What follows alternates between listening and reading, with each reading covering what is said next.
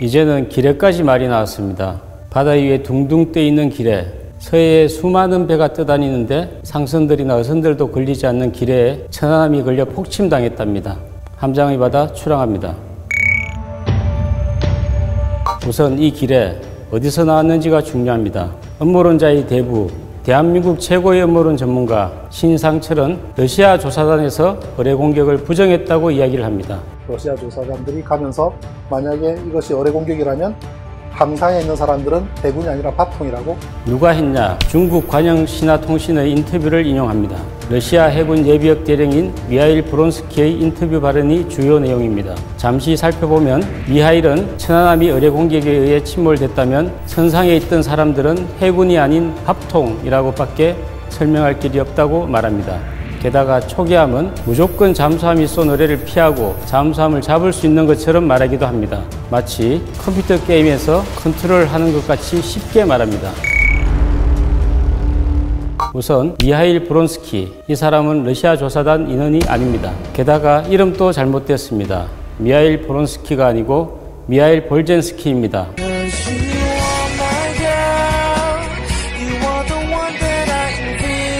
신상철 씨, 볼젠스키입니다.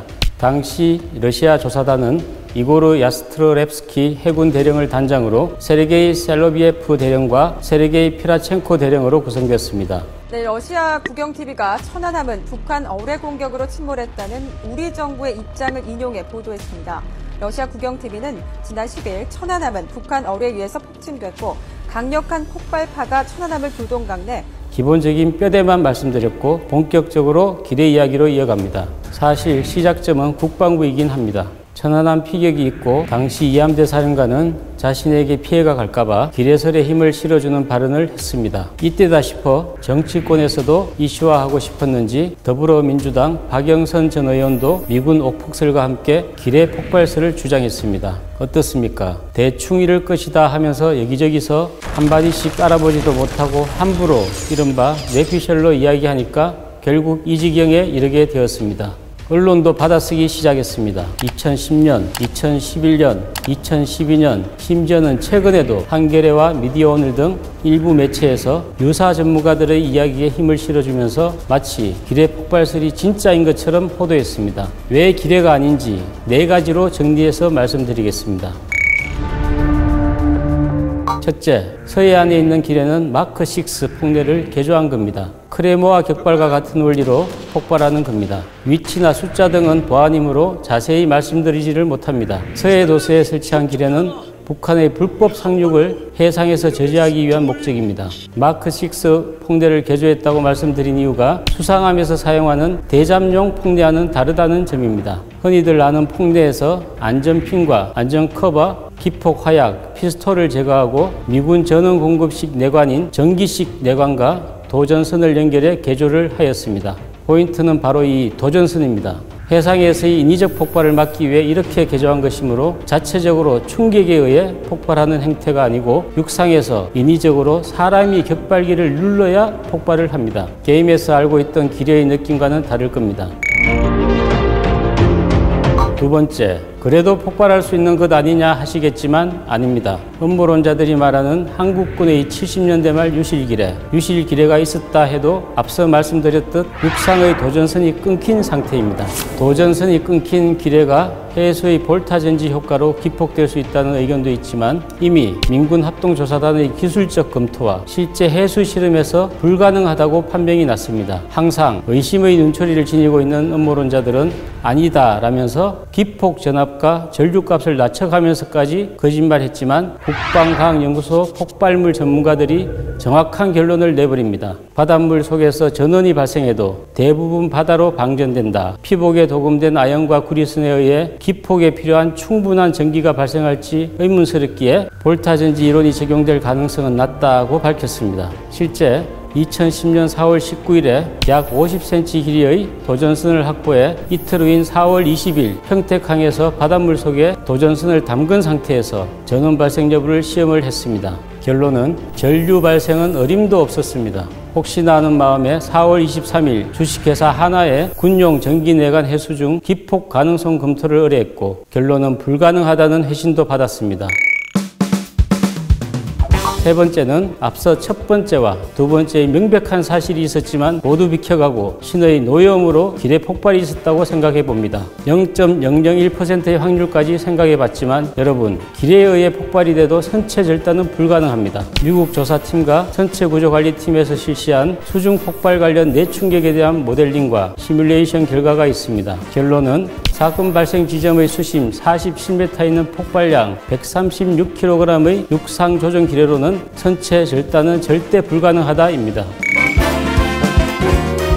마지막 네 번째, 유실기뢰 이야기를 하는데 유실기뢰가 천안함의 스크류에 의해 끌려올 수가 없습니다. 도전선이 강철과 구리선으로 구성돼 애초 쉽게 감길 수 있는 것도 아니고 중량도 무거워 수중 40m에서 해수면 부근까지 둥둥 떠다니는 것도 곤란합니다. 폭발이 되더라도 스크류 부분에서 폭발이 있었겠죠. 하지만 다들 아시는 것처럼 한미 부분의 폭발에는 흔적이 없다는 것을 생각해보면 가능성이 절대 없다입니다. 결론적으로 바닷물 속에 설치된 후 30년이 넘게 지나 굳이 천안함 피격 지점에서 자연 기폭될 가능성은 없습니다.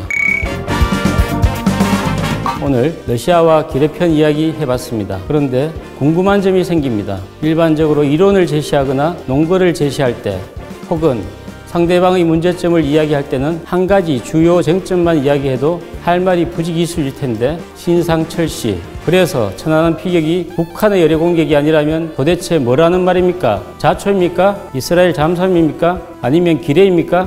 이제는 한 우물만 파시기 바랍니다. 한 우물만 파도 될까 말까한 세상입니다. 신상철님의 무운을 기원합니다. 오늘 출항 여기서 마치고 입항하겠습니다. 감사합니다.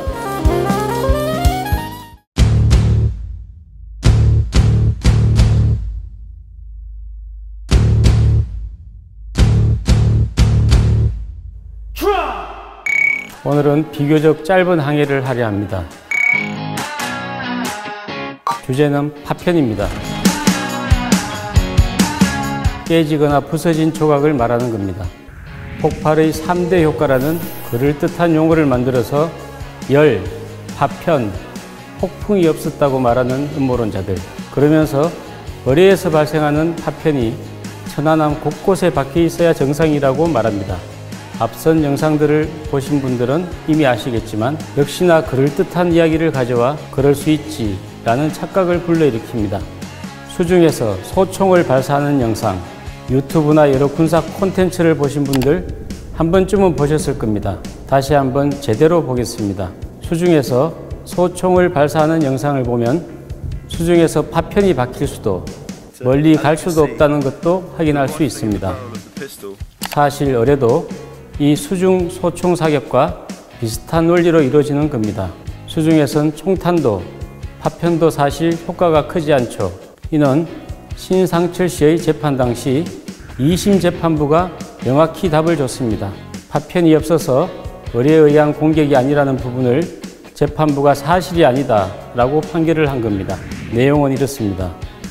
어뢰를 둘러싼 알루미늄 합금이나 합성 수지는 폭발 시 얇은 판상의 형태로 쪼개지면서 밀도가 1인 물에 의한 항력을 받아 고꾸라져 천안함 선체에 손상을 줄 수 없을 정도가 된다.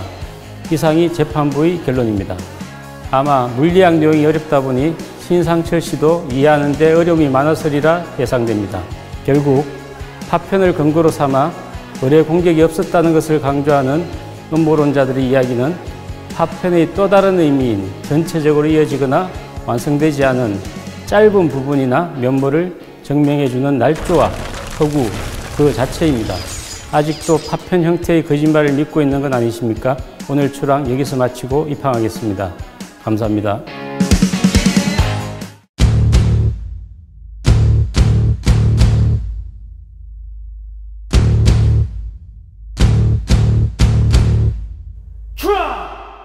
(1+1은 2) 천안함 플러스 음모론의 답은 뭘까? 오늘 구독자 공식 퀴즈입니다. 나름 천안함 음모론자들이 두뇌로 자리매김하고 있는 서재정 전 존스 홉킨스대 교수가 이런 말을 합니다. 이제 제가 에클스 파워포인트를 보다가 깜짝 놀란 부분이 있습니다. 이 양반이 지금 이제 제독이고 그 MIT에서 그 박사학위를 받으신 분으로 알고 있는데 이렇게 얘기가 조금 그렇긴 하지만 산수를 잘못하셨습니다. 그러니까 다시 말해서 이 곱셈이 좀 제대로 안 됐어요. 계산을 하시는데. 못한 건지 일부러 그런 건지 우리는 알 수 없지만 어쨌든 이 서재정 씨의 말, 진실인지 오늘 살펴보겠습니다. 당시 합조단 공식 보고서의 정확한 수식을 알고서도 서재정 교수는 의도적으로 이를 무시하고 당시 합조단의 미국 측 조사단장이었던 토머스 에클스를 물고 늘어집니다. 무슨 내용이냐면 토머스 에클스 조사단장이 미국에 보고한 PPT를 본인이 봤더니 산수가 잘못됐다는 겁니다. 서 씨가 다시 계산해보니 계산상으로 250kg이 아니라 1톤이다. 1톤짜리 의뢰는 없으므로 폭발이 아니다. 라는 것으로 정리할 수 있습니다. 뭐 이 계산이 잘못됐네요.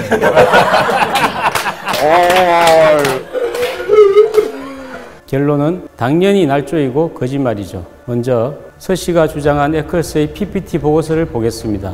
이것은 수중 폭발 시 버블이 수중에서 팽창과 수축 그리고 재팽창을 반복하는데 그 주기를 계산한 식입니다. 계산식 당연히 중요합니다. 토머스 에클스 단장이 이렇게 말했기 때문입니다. 의뢰 파편을 찾기 전부터 여러 증언과 과학적 분석 방법을 토대로 천안함 침몰 원인에 대해 한국과 같은 결론에 도달할 수 있었다. 이 말은 결국 의뢰를 찾기 전부터 서 씨가 문제를 제기하는 계산식을 통해 과학적 접근을 하고 있었다는 합조단의 신뢰성 부분이 걸린 문제이기 때문입니다.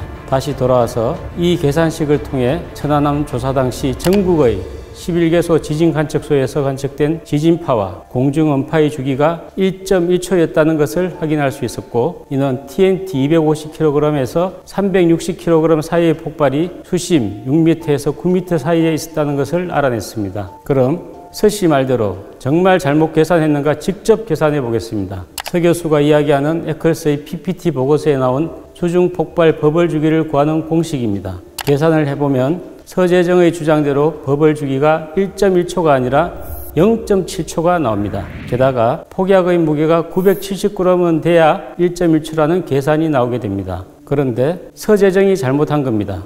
지금부터가 팩트입니다.